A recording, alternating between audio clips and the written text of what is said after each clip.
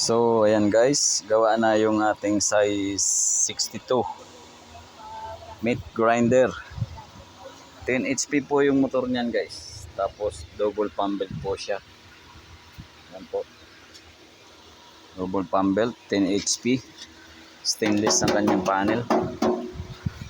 Pati yung head stainless. Pero yung pinakabito ka guys, metal po siya. Hindi pwedeng stainless dyan. Ayan po.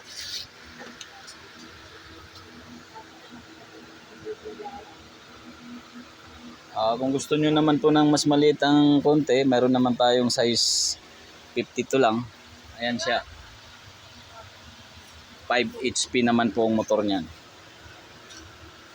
Sa mga interesadong buyer, punta lang kayo dito sa Divisoria, Tabora. Hanapin nyo lang Edgar Dealing Store, 828 Tabora Street. Okay guys.